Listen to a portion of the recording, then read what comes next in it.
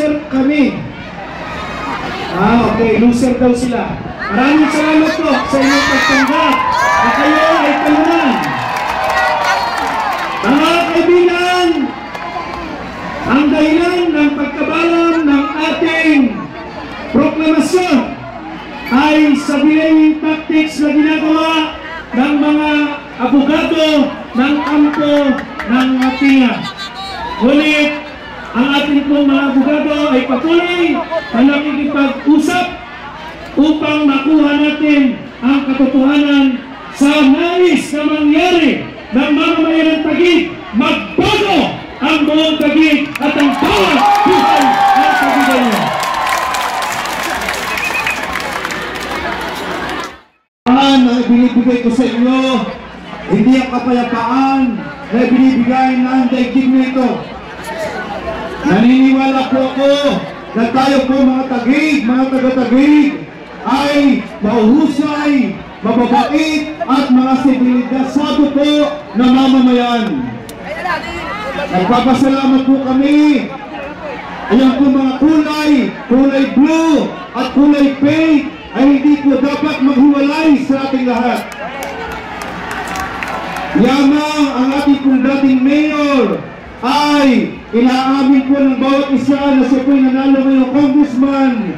Ang dalangin po namin, ang ating naman pong mayor, Lani Cayetano, ay atin naman po i-acknowledge na naroon na po sa Channel 7 na kanina pang madaling araw na siya po'y naman ng 3,000 ay atin naman pong pagbigyan sa biyaya ng Panginoon.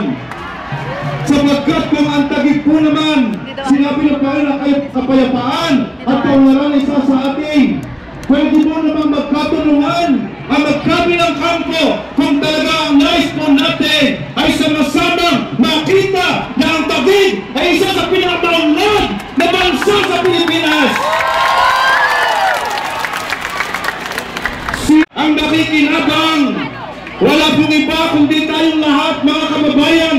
Tayo man ay naka-blue o naka-pink, sapagkat tayong lahat ay mga taga-Taguig at mahal ng Diyos ang Taguig.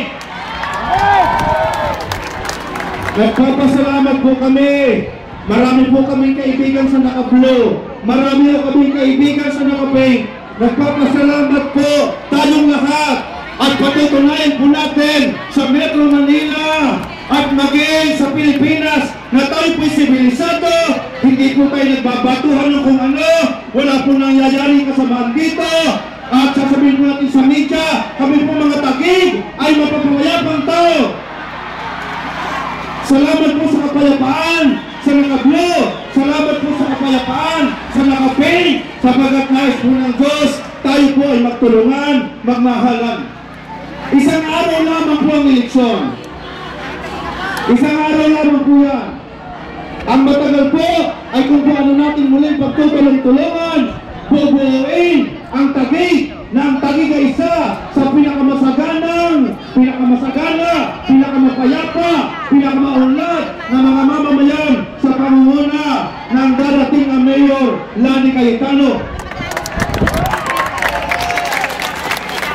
At natin naman ang Mayor Freddy Tinga na ngayon naging congressman at ang mga kasama. So yan po ay dapat magkatulong-tulungan. Kaya salamat po sa inyong kapayapaan, naka-blue, naka-pink na mga kasama.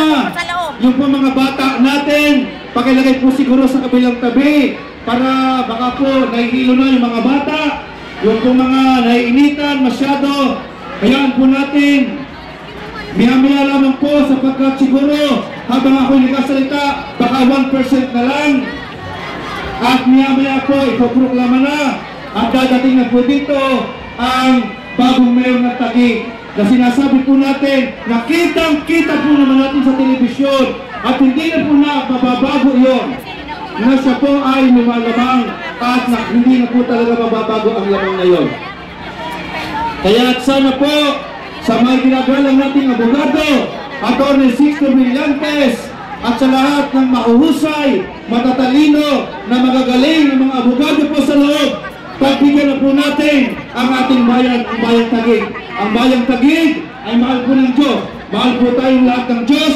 nakablok ka man, nakapil ka man, tayo po'y mahal ng Diyos, nais po ng Panginoon ang kapayapaan at kaunlaran sa buong Taguig.